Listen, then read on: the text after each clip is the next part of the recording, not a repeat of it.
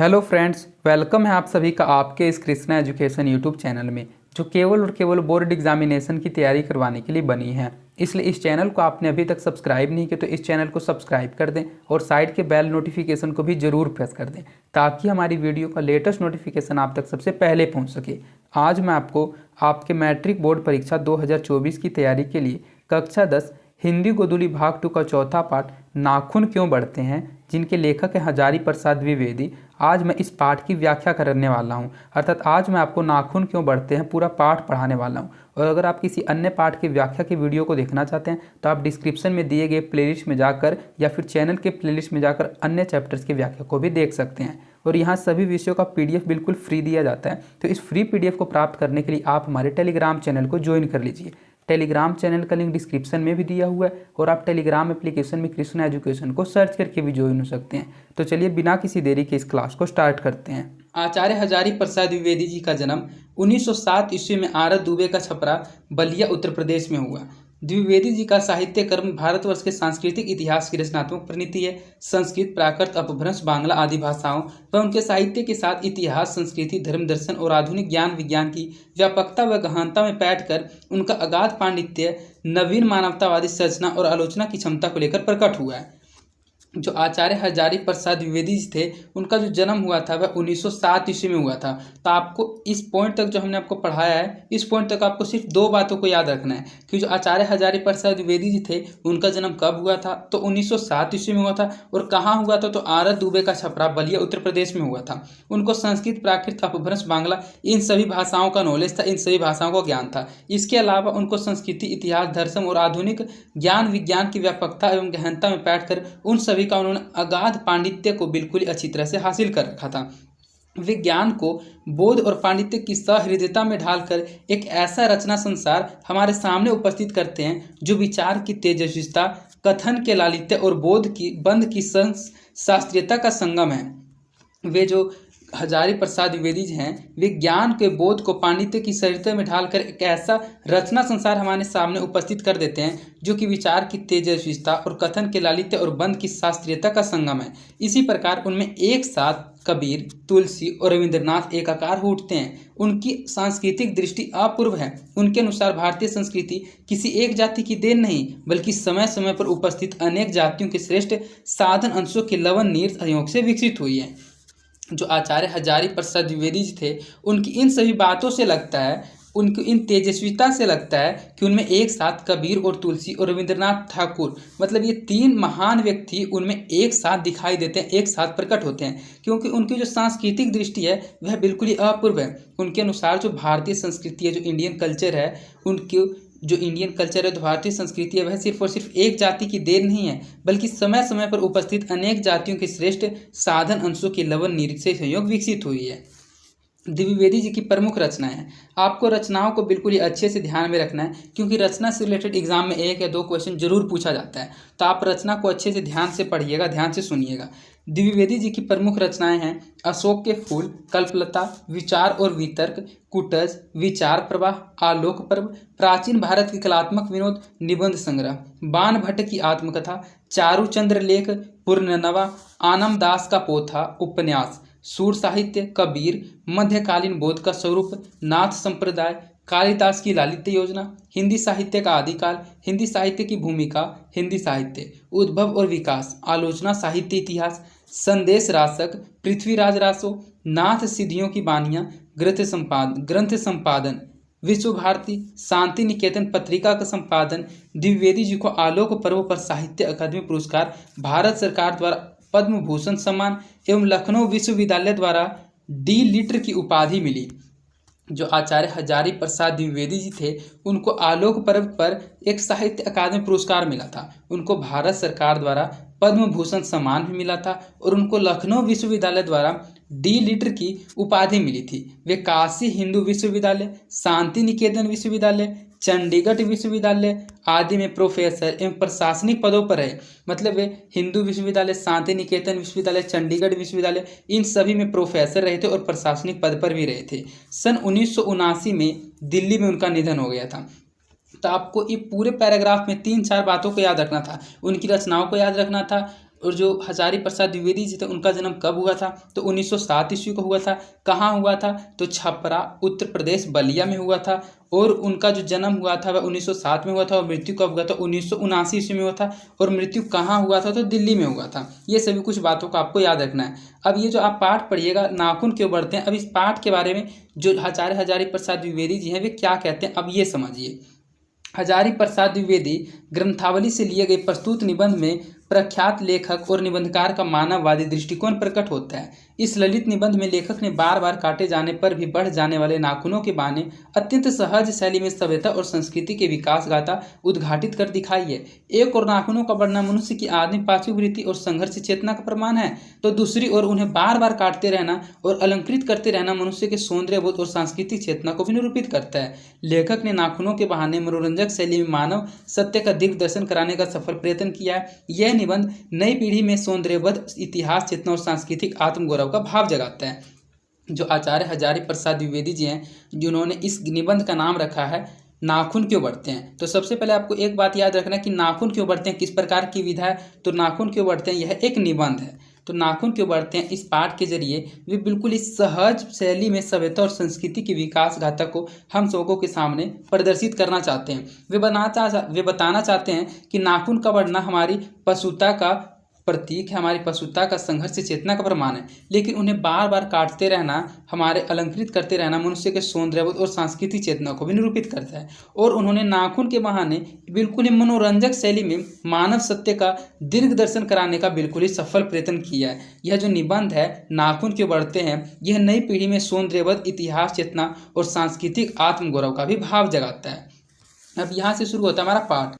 नाखून क्यों बढ़ते हैं, नाखून क्यों बढ़ते हैं, यह एक प्रकार का निबंध है। निबंध पढ़ने में आपको थोड़ा बोरिंग टाइप का फील होगा, लेकिन फिर भी आपको मेरी बातों को माइंड कंसंट्रेट करके समझते हुए चलना है। हम आपके लिए ये पाठ को बिल्कुल इंटरेस्टिंग बना देंगे, बिल्कुल आपको अच्छे से समझाएंगे। आपको इस वीडियो में लास्ट तक बने हुए रहना है। अगर आप इस वीडियो के इस पार्ट को अच्छे से पढ़ लेते हैं तो आपके द्वारा ऐसा एक भी ऑब्जेक्टिव और सब्जेक्टिव क्वेश्चन नहीं होगा जो आपसे नहीं बनेगा। तो यहाँ से शुरू होता है हमारा पाठ, नाखून क्यों बढ़ते हैं। बच्चे कभी कभी चक्कर में डाल देने वाले प्रश्न कर बैठते हैं। अल्पज्ञ पिता बड़ा दयनीय जीव होता है। मेरी छोटी लड़की ने जब उस दिन पूछ दिया कि आदमी के नाखून क्यों बढ़ते हैं, तो मैं कुछ सोच ही नहीं सका। हर तीसरे दिन नाखून बढ़ जाते हैं। बच्चे कुछ दिन तक अगर उन्हें बढ़ने दें तो माँ बाप अक्सर उन्हें डांटा करते हैं, पर कोई नहीं जानता कि ये अभागे नाखून क्यों इस प्रकार बढ़ा करते हैं। काट दीजिए, वे चुपचाप दंड स्वीकार कर लेंगे। पर निर्लज अपराधी की भांति फिर छूटते ही सेंध पर हाजिर होकर आखिर इतना ये बेहद क्यों है, नाखून क्यों बढ़ते हैं। इस पाठ में सबसे पहले लेखक ने एक बात बताया कि जो बच्चे होते हैं वे कभी कभी ऐसे सवाल, ऐसे प्रश्न कर बैठते हैं कि हम लोग चक्कर में पड़ जाते हैं। उनकी जो नाखून क्यों बढ़ते हैं, आचार्य हजारी प्रसाद द्विवेदी जी इसके लेखक हैं। और आचार्य हजारी प्रसाद द्विवेदी जी के लेखक की जो छोटी लड़की थी, एक दिन उन्होंने उनसे एक प्रश्न पूछ दिया कि जो आदमी के नाखून होते हैं वे क्यों बढ़ते हैं। तो वे कुछ समय तो कुछ भी सोच नहीं सके, लेकिन वे फिर सोचने लगे कि हर तीसरे दिन नाखून बढ़ जाते हैं और अगर बच्चे उसको कुछ दिन तक बढ़ने देते हैं तो उनके जो माता पिता होते हैं वे अक्सर उन्हें डांटा करते हैं कि तुम्हारे नाखून बढ़ गए, उन नाखून को काट लो। लेकिन कोई नहीं जानता कि अब आगे नाखून इस प्रकार क्यों बढ़ा करते हैं। उसको काट दीजिएगा तो वे बिल्कुल चुपचाप दंड स्वीकार कर लेंगे, लेकिन फिर भी निर्लज अपराधी की भांति फिर से हाजिर हो जाएंगे। आखिर ये इतना बेहक क्यों है। तो नाखून क्यों बढ़ते हैं पाठ के जरिए लेखक जो बताना चाहते हैं उन बातों को आप आगे अच्छे से समझिएगा। कुछ लाख ही वर्षों की बात है, कुछ लाख ही वर्षों की बात है जब मनुष्य जंगली था, वनमानुष जैसा उसे जरूरत थी। उसकी जीवन रक्षा के लिए नाखून बहुत जरूरी थे। असल में वही उसके अस्त्र थे, दांत भी थे, पर नाखून के बाद ही उनका स्थान था। उन दिनों उसे जूझना पड़ता था, नाखून की प्रतिद्वंद्वियों को पछाड़ना पड़ता था। नाखून उसके लिए आवश्यक अंग था। फिर धीरे धीरे वह अपने अंग से बाहर की वस्तुओं का सहारा लेने लगा। पत्थर के ढेले और पेड़ की डालें काम में लाने लगा। रामचंद्र जी की वानरी सेना के आसपास ऐसे शस्त्र थे, उसने हड्डियों के भी हथियार बनाए। इन हड्डियों के हथियार में जो सबसे मजबूत और ऐतिहासिक था वह था देवताओं के राजा का वज्र, जो दधीची मुनि की हड्डियों से बना था। मनुष्य और आगे बढ़ा, उसने धातु के भी हथियार बनाए और उसके लोहे के जो अस्त्र शस्त्र थे वे विजयी हुए। जो लेखक हैं वे बताते हैं कि कुछ वर्ष पहले की तो बात है, कुछ लाख वर्ष पहले की तो बात है, जो मनुष्य होते थे वे जंगली होते थे और उनको अपनी सुरक्षा के लिए, अपनी रक्षा करने के लिए नाखून बहुत ज़्यादा जरूरी होता था, क्योंकि जो नाखून होते थे वही उनके अस्त्र होते थे, वही उनके हथियार होते थे। दांत भी थे लेकिन उनका स्थान नाखून के बाद था। उन दिनों उन्हें नाखूनों से जूझना पड़ता था। नाखून उनके लिए एक आवश्यक अंग था, लेकिन फिर धीरे धीरे उन्होंने अपने नाखून के अलावा बाहर की वस्तुओं को आवश्यक समझ सहारा लेना शुरू कर दिया। उन्होंने पत्थर के ढेले, पेड़ की डालें काम में लेने लगा। जैसे कि बताया गया, रामचंद्र जी की जो वानरी सेना थी, जब रामचंद्र जी सीता माता को रावण के यहाँ से लाने जा रहे थे तो उनकी जो सेना थी, वानरी सेना, उनके पास भी ऐसे ही अस्त्र थे। उसने हड्डियों के भी हथियार बनाए। इन हड्डियों के हथियारों में जो सबसे मजबूत और सबसे ऐतिहासिक हथियार था वह था राजा इंद्र, जो राजा देवताओं का राजा इंद्र था, उसका वज्र, जो धीसी मुनि की हड्डियों से बना था। मनुष्य और आगे बढ़ा और उसने धातु के भी हथियार बनाए। जिनके पास लोहे के अस्त्र हुआ करते थे वे विजयी हुए थे। देवताओं के राजा तक को तो मनुष्य के राजा से इसलिए सहायता लेनी पड़ती थी कि मनुष्यों के पास लोहे के अस्त्र थे। असुरों के पास अनेक विद्याएं थी पर लोहे के अस्त्र नहीं थे, शायद घोड़े भी नहीं थे। आर्यों के पास ये दोनों चीज़ें थी। आर्य विजय हुए। फिर इतिहास अपनी गति को बढ़ता गया।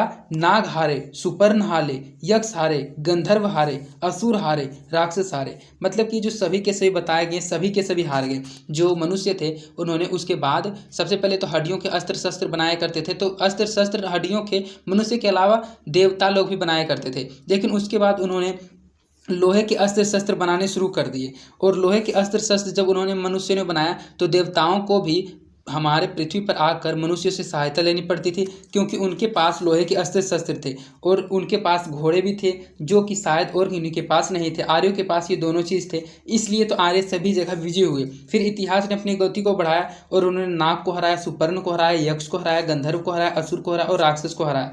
लोहे के अस्त्रों ने बाजी मार ली। इतिहास आगे बढ़ा। पतीले वाले बंदूकों ने, कारतूसों ने, तोपों ने, बमों ने, बम वर्षक वायुयानों ने इतिहास के किस कीचड़ घाट तक घसीटा है यह सबको मालूम है। नकधर जो मनुष्य अब एटम बम पर भरोसा कर कर आगे की ओर चल पड़ा है, वंचित नहीं कर रहा है। अब वह याद दिला देती है कि तुम्हारे नाखून भुलाया नहीं जा सकता।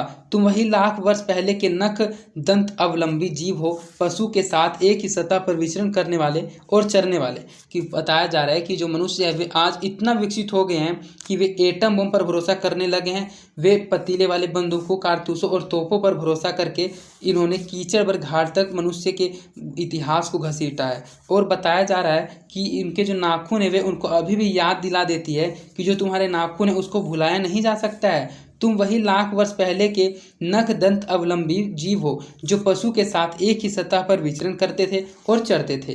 ततः कि मैं हैरान होकर सोचता हूँ, मनुष्य आज अपने बच्चों को नाखून न काटने के लिए डांटता है। कुछ थोड़े लाख वर्ष पूर्व अपने बच्चों को नाखून नष्ट करने के लिए डांटता होगा। लेखक कहते हैं कि जैसा कि आजकल किसी बच्चों का नाखून बढ़ जाता है तो उसके बच्चे के नाखून बढ़ने पर जो उनके माता पिता होते हैं वे उनको डांटते हैं कि इस नाखून को काट ले। तो वे सोचते हैं कि कुछ लाख वर्ष पूर्व जब नाखून मनुष्य की रक्षा के लिए अस्त्र हुआ करते थे तो उनके जो माता पिता होते थे वे उनको नाखून बढ़ाने के लिए कहा करते थे, और जब वे नाखून को काटते होंगे तब उन्हें डांटता होगा, तब उनके जो माता पिता होंगे उनको डांटते होंगे। लेकिन प्रकृति है कि अब भी नाखून को जिलाया जा रही है और मनुष्य है कि अब भी उसे काटे जा रहा है। वे कमबख्त रोज बढ़ते हैं क्योंकि वे अंधे हैं, नहीं जानते कि मनुष्य को इससे कोटि कोटि गुना शक्तिशाली अस्त्र शस्त्र मिल चुका है। मुझे ऐसा लगता है कि मनुष्य अब नाखून को नहीं चाहता, उसके भीतर बब्बर युग का कोई अवशेष रह जाए उसे यह असह्य है। लेकिन यह भी मैं कैसे कहूँ, नाखून काटने से क्या होता है?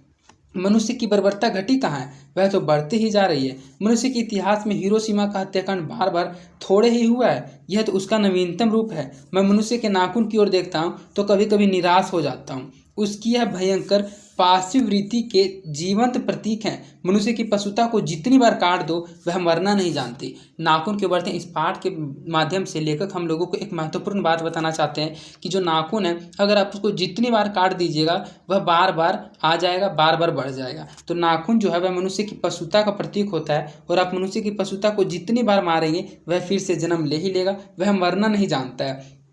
कुछ हजार साल पहले मनुष्य ने नाखूनों को सुकुमार विनोदों के लिए उपयोग में लाना शुरू किया था। वात्स्यायन के कामसूत्र से पता चलता है कि आज से 2000 वर्ष पहले का भारतवासी नाखूनों को जम के संवारता था। उनके काटने की कला काफ़ी मनोरंजक बताई गई है। त्रिकोण, वर्तुलाकार, चंद्राकार, दंतुल आदि विविध आकृतियों के नाखून उन दिनों विलासी नागरिकों के न जाने किस आम खाया करते थे। उनको सीख तक, मोम और अलतक आलता के यत्न पूर्वक रगड़ कर लाल और चिकना बनाया जाता था। लेखक बताते हैं कि कुछ हजार साल पहले जो नाखून हुआ करते थे हम लोगों के, उनको जो भारतवासी के नाखून हुआ करते थे उनको जम कर संवारा जाता था। उनको जो काटने की कला थी वह काफ़ी मनोरंजक बताई जाती है। पुराने समय में कुछ वर्ष पहले जो भारतवासी के नाखून होते थे वे त्रिकोण, वर्तुलाकार, चंद्राकार, वंतुल आदि इन सभी आकृतियों में नाखूनों को काटा जाता था और उनको सिक तक, मोम और आलता से यत्न पूर्वक रगड़ कर लाल और चिकना बनाया जाता था। जो गोंड देश के लोग थे उन दिनों बड़े बड़े नखों को पसंद करते थे और दक्षिण आते छोटे नखों को। तो यहाँ से आपका एक ऑब्जेक्टिव क्वेश्चन हर बार एग्जाम में पूछा जाता है कि बड़े बड़े नखों को कौन देश के लोग पसंद करते थे। तो गोंड देश के लोग बड़े बड़े नखों को पसंद करते थे, बड़े बड़े नाखूनों को पसंद करते थे। लेकिन जो दक्षिणात्य देश के लोग होते थे वे छोटे छोटे नाखूनों को पसंद करते थे। अपनी अपनी रुचि है, देश की भी और काल की भी। लेकिन समस्त अधोगामिनी वृत्तियों और नीचे रस खींचने वाली वस्तुओं को भारतवर्ष ने मनुष्योचित बनाया है।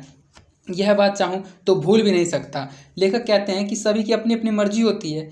जो गोंड देश के लोग हैं उनको बड़े बड़े नाखून पसंद है, लेकिन जो दक्षिणात्य देश के लोग हैं उनको छोटे छोटे नाखून पसंद है। मानव शरीर का अध्ययन करने वाले प्राणी विज्ञानों का निश्चित मत है कि मानव चित्त की भांति मानव शरीर में भी बहुत सी अभ्यास जन्य सहज वृत्तियां रह गई है, दीर्घ काल तक उनकी आवश्यकता रही है। अतएव शरीर ने अपने भीतर एक ऐसा गुण पैदा कर लिया है कि वे वृत्तियां अनायास ही हैं और शरीर के अनजाने में भी अपने आप काम करती है। नाखून का बढ़ना उसमें से एक है, केस का बढ़ना दूसरा, दांत का दोबारा उठना तीसरा है, पलकों का गिरना चौथा है। जो लेखक हैं वे बताते हैं कि जो प्राणी विज्ञानी होते हैं उन्होंने मानव शरीर का अध्ययन करके बताया है कि मानव शरीर में ऐसे बहुत सारे अंग हैं जो बार बार बढ़ जाते हैं। जैसा कि उन्होंने बताया कि सबसे पहले तो केस का बढ़ना, दूसरा दांत का दोबारा उठना और पहला तो आप जानते हैं कि नाखून का बार बार बढ़ना। ये मनुष्य के जो है अनायास वृत्तियाँ हैं, इनका किसी प्रकार का कोई काम नहीं है ऐसा बताया जा रहा है इस पाठ में। और असल में सहजात वृत्तियाँ अनजान स्मृतियों को ही कहते हैं। जो सहजात वृत्तियाँ होती है वे अनजान स्मृतियों को कहा जाता है। हमारी भाषा में इसके उदाहरण मिलते हैं। अगर आदमी अपने शरीर की, मन की और वाक्य के अनायास घटना वृत्तियों के विषय में विचार करे तो उसे अपनी वास्तविक वृत्ति पहचानने में बहुत सहायता मिले। पर कौन सोचता है? सोचना तो क्या, उसे इतना भी पता नहीं चलता कि उसके भीतर जो नख बढ़ा लेने की सहजात वृत्ति है वह उसके पशुत्व का प्रमाण है। उन्हें काटने की जो प्रवृत्ति है वह उसकी मनुष्यता की निशानी है। और यद्यपि पशुत्व के चिन्ह उसके भीतर रह गए हैं, वह पशुत्व को छोड़ चुका है। मनुष्य बनकर वह आगे नहीं बढ़ सकता। उसे कोई ऐसा रास्ता खोजना चाहिए। अस्त्र बढ़ाने की प्रवृत्ति मनुष्य की विरोधिनी है। जो लेखक है वे बताते हैं कि उनका जो नाखून का बढ़ना है, वे नाखूनों का बढ़ना लेखक में एक मनुष्यता का प्रतीक है और उसके जो काटने का प्रवृत्ति है वह उसकी मनुष्यता की निशानी है। जो मनुष्य का नाखून बढ़ता है वह उसके पशुता का प्रमाण है और जो नाखून उसको बार बार काटने के लिए प्रेरित करता है वह उसकी मनुष्यता की निशानी है। और यद्यपि वह पशुत्व के चिन्ह जो भीतर रह गए हैं वह अपने पशुत्व को, अपने पशुता को छोड़ नहीं सकता है, क्योंकि मनुष्य जो होते हैं उनमें एक पशुता का पहचान रह गया, वह हमारे नाखून है। और नाखून बार बार बढ़ जाता है लेकिन हमारी मनुष्यता उसे बार बार फिर से काट देती है, लेकिन फिर भी वह मरना नहीं जानती है, वह बार बार बढ़ जाती है, बार बार पशुता हमारे शरीर में आ जाती है। मेरा मन पूछता है किस ओर मनुष्य किस ओर बढ़ रहा है, पशुता की ओर या ये हमारी पशुता मनुष्यता की ओर, अस्त्र बढ़ाने की ओर या अस्त्र काटने की ओर। मेरी निर्बोध बालिका ने मानो मनुष्य जाति से प्रश्न किया है, जानते हो नाखून क्यों बढ़ते हैं? यह हमारी पशुता के अवशेष हैं। मैं भी पूछता हूँ, जानते हो ये अस्त्र शस्त्र क्यों बढ़ रहे हैं? की निशानी है। भारतीय भाषाओं में प्राय ही अंग्रेजी के इंडिपेंडेंस शब्द का समानार्थक शब्द नहीं विवृत होता। 15 अगस्त को जब अंग्रेजी भाषा के पत्र इंडिपेंडेंस की घोषणा कर रहे थे तो देसी भाषा के पत्र स्वाधीनता दिवस की चर्चा कर रहे थे। इंडिपेंडेंस का अर्थ है अधीनता या किसी की अधीनता का अभाव, पर स्वाधीनता का अर्थ है अपने ही अधीन रहना। अंग्रेजी में कहना हो तो सेल्फ इंडिपेंडेंस कह सकते हैं। मैं कभी कभी सोचता हूँ कि इतने दिनों तक अंग्रेजी की अनुवर्तिता करने के बाद भी भारतवर्ष इंडिपेंडेंस को अनधीनता क्यों नहीं कह सका। जो लेखक हमें बताते हैं कि जो मेरी बेटी है, जो मेरी लड़की है, उन्होंने इन निर्बोध बालिका ने सारे के सारे मनुष्य जाति से एक प्रश्न पूछ दिया है कि जानते हो नाखून क्यों बढ़ते हैं। जो नाखून, ये हमारे एक मनुष्यता का, एक हमारा जो नाखून है, ये नाखूनों का बढ़ना हमारे पशुता का प्रतीक है, लेकिन इन्हें काटना हमारे मनुष्यता का प्रतीक है। और मैं अभी भी पूछता हूँ कि जानते हो ये जो अस्त्र शस्त्र है वे क्यों बढ़ रहे हैं। भारतीय जो भाषा है उसने अंग्रेजी के इंडिपेंडेंस शब्द का समानार्थक शब्द व्यर्थ होता है। जो 15 अगस्त के दिन इंडिपेंडेंस डे कहा जाता है, उसका जो अर्थ होता है वह होता है, इंडिपेंडेंस का जो अर्थ होता है वह होता है अनधीनता या फिर किसी की अधीनता का अभाव। लेकिन देसी भाषा में जो स्वाधीनता दिवस है उसकी चर्चा पर अगर उसको इंग्लिश में कहा जाए तो उसे सेल्फ इंडिपेंडेंस भी कह सकते हैं। भारतवर्ष इंडिपेंडेंस को अधीनता क्यों नहीं कह सका, ये सभी बात इसमें बताई गई है। उसने अपनी आज़ादी के जितने भी नामकरण किए, स्वतंत्रता, स्वराज्य, स्वाधीनता, उनमें सब का बंधन अवश्य रखा। क्या संयोग की बात है, हमारी समूची परंपरा ही अनजाने में हमारी भाषा के प्रकट द्वारा होती है। मुझे प्राणी विज्ञान की बात फिर याद आती है। सहजात वृत्ति अनजानी स्मृतियों का ही नाम है। स्वराज होने के बाद संभवतः ही हमारे नेता और विचारशील नागरिक सोचने लगे हैं कि इस देश को सच्चे अर्थ में सुखी कैसा बनाया जाए। हमारे देश के लोग पहली बार यह सब सोचने लगे हों, ऐसी बात नहीं। हमारा इतिहास बहुत पुराना है। हमारे शास्त्रों को इस समस्या का नाना भावों और नाना पहलुओं से विचारा गया है। नाना मतलब होता है भिन्न भिन्न प्रकार के। नाना कहा जाता है, यह एक संस्कृत भाषा का शब्द है। नाना कहा जाता है भिन्न भिन्न, अर्थात विभिन्न प्रकार के पहलुओं से विचारा गया है कि हम नौ सुखिए नहीं हैं जो रातों रात अनजान जंगल में पहुंचकर अरिक से छोड़ दिए जाएंगे। हमारी परंपरा महिमा में उत्तराधिकार विपुल और संस्कार उज्जवल है। हमारे अनजाने में भी ये जो बातें हैं एक खास दिशा में सोचने की प्रेरणा देती है। यह जरूर है कि परिस्थितियां बदल गई हैं, उपकरण नए हो गए हैं, उलझनों की मात्रा भी बहुत बढ़ गई है, पर मूल समस्याएं बहुत अधिक नहीं बदली है। भारतीय चित्त को आज भी अधीनता के रूप में न सोचकर स्वाधीनता के रूप में सोचता है। वह हमारे दीर्घकालिक संस्कारों का फल है। सबके बंधन को आसानी से छोड़ा नहीं जा सकता। लेखक कहते हैं कि जो भारत का स्वतंत्रता का नाम दिया गया है स्वराज्य, स्वाधीनता, तो इन सभी के जो शुरू में सब बंधन को आसानी से छोड़ा नहीं जा सकता है। सब का मतलब होता है सेल्फ इंडिपेंडेंस। अपने आप पर अपने आप के द्वारा लगाया हुआ बंधन हमारी संस्कृति की सबसे भारी विशेषता है। मैं ऐसा तो नहीं मानता कि जो कुछ हमारा पुराना है, जो कुछ हमारा विशेष है, उससे हम चिपटे ही रहें। पुराने का मोह सब समय वांछनीय ही नहीं होता। मेरे बच्चे को गोद में दबाए रहना बंदरियां मनुष्य का आदर्श नहीं बन सकती, परंतु मैं ऐसा भी नहीं सोच सकता कि हम नई अशुद्धता के नशे में चूर होकर अपना सर्वस्व खो दें। कालिदास ने कहा था कि सब पुराने अच्छे नहीं होते, लेकिन सब नए खराब भी नहीं होते। भले लोग दोनों की जांच कर लें। जो हितकर होता है उसे ग्रहण करते हैं, जो मूढ़ लोग दूसरों की इशारों पर भटकते रहते हैं सो परीक्षा करके हितचर की सोच लेने लगते हैं। मतलब एक बार वे कालिदास की बात को बताते हैं कि कालिदास ने एक बात कहा था कि सब पुराने अच्छे नहीं होते और जो सब नए होते हैं वे खराब नहीं होते। भले ही जो लोग हैं वे जांच कर लेते हैं, जो हितकर होता है उसे ग्रहण कर लेते हैं। जो मूढ़ लोग होते हैं, मूढ़ का मतलब होता है मूर्ख लोग, जो बेवकूफ़ लोग होते हैं, फुलिश लोग, तो जो मूढ़ लोग होते हैं वे दूसरे के इशारे पर भटकते रहते हैं। सो हमें परीक्षा करके हितकर बात सोच लेनी होगी, और अगर हमारे पूर्व संचित भंडार में हितकर वस्तु निकल आवे तो इससे बढ़ के और क्या हो सकता है। जातियां इस देश में अनेक आई है, लड़ती झगड़ती भी रही है, फिर प्रेम पूर्वक बस भी गई है। सभ्यता की नाना सीढ़ियों पर खड़ी और नाना और मुख करके चलने वाली इन जातियों के लिए एक सामान्य धर्म खोज निकालना कोई सहज बात नहीं थी। भारतवर्ष के ऋषियों ने अनेक प्रकार से इस समस्या को सुलझाने की कोशिश की थी, पर एक बार उन्होंने लक्ष्य की थी। समस्त वर्णों और समस्त जातियों का एक सामान्य आदर्श भी है, वह अपने ही बंधनों से अपने आप को बांधना। जो भारत देश है इसमें अनेक प्रकार की जाति, अनेक प्रकार के धर्म के लोग रहते हैं, जैसा कि आप जानते हैं। और ये जो जातियां थी ये सबसे पहले भारत में आई थी तो आपस में लड़ती झगड़ती रहती थी, लेकिन फिर प्रेम पूर्वक बस भी गई थी। और इन सभी को भिन्न भिन्न प्रकार की जातियों को चलाने के लिए, इन जातियों के लिए एक सामान्य धर्म खोज निकालना कोई सहज बात नहीं थी, कोई सरल बात नहीं थी। भारतवर्ष के ऋषियों ने एक प्रकार की समस्याओं को सुलझाने की कोशिश की थी, पर एक बार उन्होंने लक्ष्य की थी। समस्त वर्णों और समस्त जातियों का एक समान आदर्श भी है, वह अपने बंधनों से अपने आप को बांधना। मनुष्य पशु से किस बात से भिन्न, आहार, निद्रा आदि पशु सुलभ स्वभाव उसमें ठीक वैसे ही प्राणियों के हैं। कहा जाता है कि जो मनुष्य है वह पशु से किस प्रकार भिन्न है। जैसा कि मनुष्य खाना खाता है, आहार लेता है, उसी प्रकार पशु आहार लेता है। जैसा कि मनुष्य सोता है उसी प्रकार जो पशु होते हैं वे भी सोते हैं।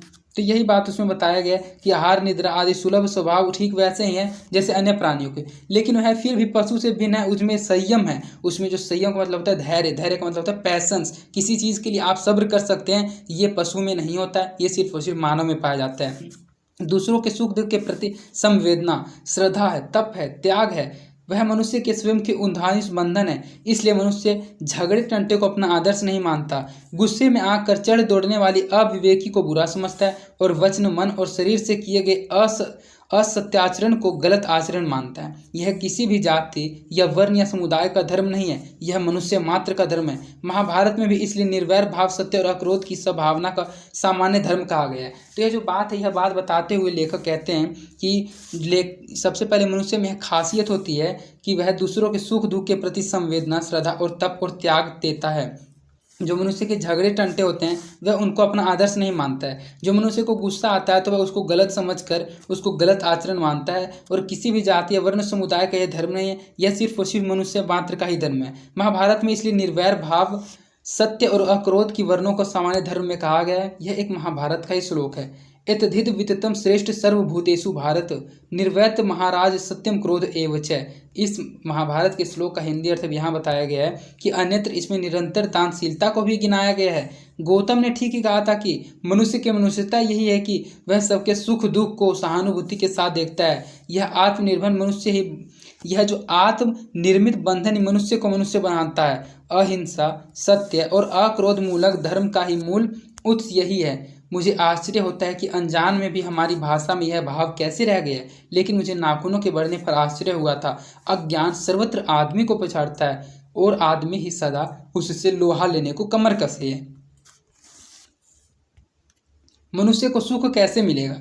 बड़े बड़े नेता कहते हैं वस्तुओं की कमी है और मशीन बैठा, उत्पादन बढ़ाओ और धन की वृद्धि करो। बाह्य उपकरणों की ताकत एक बूढ़ा है, जो बाहरी उपकरण की ताकत है उसको बढ़ाओ। लेकिन एक बूढ़ा था, उसने कहा था बाहर नहीं भीतर की ओर देखो। हिंसा है, हिंसा को मन से दूर करो, मिथ्या को हटाओ, क्रोध और द्वेष को दूर करो, लोक के लिए कष्ट करो, आराम की बात मत सोचो, प्रेम की बात सोचो, आत्मतोषण की बात सोचो, काम करने की बात सोचो। उसने कहा प्रेम ही बड़ी चीज़ है क्योंकि वह हमारे भीतर है। मनुष्य जो है उसको सुख कैसे मिलेगा? तो इस बात पर, इस क्वेश्चन पर जो बड़े बड़े नेता होते हैं वे कहते हैं कि वस्तुओं की कमी है तो मशीन बैठाओ, उत्पादन बढ़ाओ, धन की वृद्धि करो और बाह्य उपकरण की ताकत बढ़ाओ। लेकिन एक बूढ़ा था, उसने एक बात कहा था कि तुम बाहर नहीं भीतर की ओर देखो। अहिंसा को मन से दूर करो, मिथ्या को हटाओ, क्रोध को क्रोध से, द्वेष को दूर करो, लोक के लिए कष्ट करो, आराम की बात मत सोचो, प्रेम की बात सोचो, आत्मतोषण की बात सोचो, काम करने की बात सोचो। और उन्होंने कहा कि प्रेम ही सबसे बड़ी चीज़ है क्योंकि वह हमारे भीतर है। उच्छृंखलता पशु की प्रवृत्ति है, सबका बंधन मनुष्य का स्वभाव है। बूढ़े की बात अच्छी लगी या नहीं पता नहीं, उसे गोली मार दी गई। जो बूढ़े ने जब ऐसी बात कही तो बूढ़े की बात जो अंग्रेज थे उनको अच्छी लगी या नहीं लगी होगी, लेकिन उसको गोली मार दी गई। आदमी के नाखून बढ़ने की प्रवृत्ति ही हावी हुई। मैं हैरान होकर सोचता हूँ कि बूढ़े ने कितनी गहराई में बैठकर मनुष्य की वास्तविक चरित्रता का पता लगाया था। तो इससे पता चलता है कि उसको गोली इसलिए मार दी गई थी क्योंकि मनुष्य का जो पशुता है, नाखून के बढ़ने की जो प्रवृत्ति है वही हावी हुई। क्योंकि नाखून जब बढ़ता है तो वह हमारी पशुता का प्रतीक दिखाता है और हमारी पशुता नहीं तो उस जो बूढ़े व्यक्ति थे उस बूढ़े व्यक्ति को गोली मार दी। लेकिन जो लेखक है वे हैरान होकर सोचते हैं कि बूढ़े ने कितनी गहराई में बैठकर, कितनी गहराई में घुसकर, कितने गहराई में बैठकर मनुष्य की जो वास्तविक चरितार्था होती है उसका पता लगाया था कि तुम आत्मतोषण की सोचो, प्रेम की सोचो। इन सभी बातों को उसने बिल्कुल गहराई में जाकर मनुष्य की वास्तविकता को बताया था। लेकिन उन बातों को सुनकर उनको अच्छा नहीं लगा और उन्होंने उसको गोली मार दी। ऐसा कोई दिन आ सकता है जबकि मनुष्य के नाखूनों का बढ़ना बंद हो जाएगा। कहा जा रहा है कि ऐसा कभी दिन आएगा जिस दिन नाखूनों का बढ़ना ही बंद हो जाएगा। प्राणी शास्त्रों का ऐसा अनुमान है कि मनुष्य का अन्वेषक अंग उसी प्रकार झड़ जाएगा जिस प्रकार उसकी पूंछें झड़ गई। उस दिन मनुष्य की पशुता भी लुप्त हो जाएगी। शायद उस दिन वह मरण शास्त्रों का प्रयोग भी बंद कर देगा। तब तक इस बात से छोटे बच्चों को परिचित करा देना वांछनीय जान पड़ता है कि मनुष्य की अपनी इच्छा है, अपना आदर्श है। जो लेखक हैं वे लेखक बताते हैं कि ऐसा किस दिन आ सकता है जिस दिन नाखूनों का बढ़ना ही बंद हो जाएगा। तो जो प्राणी शास्त्री होते हैं उनका अनुमान है, उन्होंने अनुमान लगाया कि मनुष्य का जो अनावश्यक है उसी प्रकार झड़ जाएगा जिस प्रकार उनकी पूंछ झड़ गई थी। तो जो मनुष्य होते हैं उनकी पहले पूंछ भी हुआ करती थी लेकिन वह उसका अनावश्यक अंग था, मतलब उसको मनुष्यों को उन पूंछ की किसी प्रकार की कोई आवश्यकता नहीं थी अपने शरीर में, तो उसकी जो पूंछ थी वह जड़ गई थी। तो उसी प्रकार बताया जाता है कि जिस दिन मनुष्य की पशुता भी लुप्त हो जाएगी, शायद उसी दिन वह जो मारण शास्त्रों का प्रयोग भी बंद कर देगा। जो मरण शस्त्र होते हैं, जो मरण शस्त्र का मतलब होता है बंदूक, गोली, तोप, आयरन, एटम बम, तो ये जो बम होते हैं, इन सभी बमों का प्रयोग अगर बंद कर देगा तो मनुष्य की जो पशुता होगी वह भी लुप्त हो जाएगी। तब तक इस बात से छोटे बच्चों को परिचित करा देना वांछनीय जान पड़ता है कि मनुष्य की अपनी इच्छा अपना आदर्श है। वृहत्तर जीवन में अस्त्र शस्त्र को बढ़ने देना मनुष्य की अपनी इच्छा की निशानी है और उनकी बाढ़ को रोकना मनुष्यत्व का तकाजा है। मनुष्य में जो घृणा है, जो अनायास बिना सिखाए आ जाती है, वह पशुत्व का घोतक है। और अपने को संयत रखना मतलब पैसेंस रखना, सब्र रखना किसी चीज़ के प्रति, दूसरे के मनोभावों का आदर करना मनुष्य का सब धर्म है। बच्चे यह जाने तो अच्छा हो, अभ्यास और तप से वस्तुएं मनुष्य को महिमा को सूचित करती है। अगर आप अभ्यास और तप से किसी वस्तु को प्राप्त करना चाहते हैं तो आप उस वस्तु को जरूर प्राप्त कर लीजिएगा, ऐसा लेखक बताते हैं। सफलता और चरितार्थता में अंतर है। मनुष्य मरण शस्त्रों के संचयन से, बाह्य उपकरणों के बाहुल्य से उस वस्तु को भी पा सकता है जिससे उसने बड़े आडंबर के साथ सफलता नाम दे रखा है। परंतु मनुष्य की चरितार्था प्रेम में ही है, मैत्री में है, त्याग में है, अपने को सबके मंगल के लिए निःस्वेष भाव से देने में है। नाखूनों का बढ़ना मनुष्य की उस अंध सहजात वृत्ति का परिणाम है जो उसके जीवन में सफलता को ले आना चाहती है। उसको काट देना सब निर्धारित आत्मबंधन का फल है, उसे चरितार्था की ओर ले जाती है। जो चरितार्थ का मतलब होता है जो हमारा चरित्र होता है और जो हमारा सफलता होता है, उन दोनों में क्या अंतर यह बताया गया। तो जो मनुष्य का मरण अंत्र होते हैं, जो मरण शस्त्र होते हैं, उनके संचयन से, जो बाह्य उपकरण के बाहुल्य से हम लोग किसी वस्तु को पा सकते हैं, वह सिर्फ और सिर्फ आडंबर के साथ सफलता का नाम दे सकते हैं। अर्थात हम लोग सिर्फ सोच सकते हैं कि हम लोगों ने सफलता प्राप्त कर ली किसी मरण शस्त्र उपकरण के सहारे। अगर हम किसी को डरा कर, बंदूक दिखाकर किसी चीज़ को हासिल करना चाहेंगे तो हम उसको हासिल कर लेंगे, लेकिन वह हमारी वास्तविक सफलता नहीं होगी। तो ये बताया जा रहा है कि परंतु मनुष्य की जो चरितार्थ है, अगर मनुष्य वास्तविक में सफलता प्राप्त करना चाहता है तो वह अपने परिश्रम से, अपने प्रेम से, मैत्री में, त्याग से, सेक्रीफाइस से, सबके मंगल के लिए निःशेष भाव से देने में ही है। मनुष्य को जो बढ़ना है, नाखूनों का बढ़ना मनुष्य की अंध सहजात वृत्ति का परिणाम है जो उसके जीवन में सफलता ले आना चाहती है, और उसको काट देना सब निर्धारित आत्मबंधन का फल है जो उसे चरितार्था की ओर ले जाती है। कम वक्त नाखून बढ़ते हैं तो बढ़े, मनुष्य उन्हें बढ़ने नहीं देगा। तो ऐसा बहुत एक इंपॉर्टेंट बात लास्ट में लेखक ने बता दिया कि जो कम वक्त नाखून है बढ़ते हैं तो बढ़े, मनुष्य उसे बढ़ने नहीं देगा। क्योंकि जो हमारे चारों ओर पशुता फैल रही है, वह पशुता जितना चाहे उतना अधिक बढ़े, लेकिन जो हमारी मनुष्यता है वह उसको बढ़ने नहीं देगी। तो इस पूरे पाठ के जरिए लेखक सिर्फ हम लोगों को एक ही बात बताना चाहते थे कि हिंसा नहीं करना चाहिए, अहिंसा के पथ पर चलना चाहिए। हम लोगों को ये जो गोली होते हैं, बंदूक होते हैं, तोप होते हैं, इन सभी मरण शस्त्रों का त्याग कर देना चाहिए और हम लोगों को मनुष्यता की ओर, एक दूसरे की भलाई के बारे में सोचना चाहिए, प्रेम के बारे में सोचना चाहिए। तो ये पूरे के पूरे पाठ को हमने बिल्कुल ही अच्छे से समझा दिया है। हम आशा करते हैं कि आपको यह पूरा का पूरा पाठ अच्छे से समझ आ गया होगा। और अगर आपको यह पाठ अच्छे से समझ आ गया है तो आप इस पाठ को, इस वीडियो को अपने दोस्तों के बीच भी जरूर शेयर कीजिएगा। और अगर आपको हमारी वीडियोस पसंद आती है तो आप हमारे वीडियोस को लाइक भी जरूर करें, इससे हमारा मोटिवेशन बना हुआ रहता है।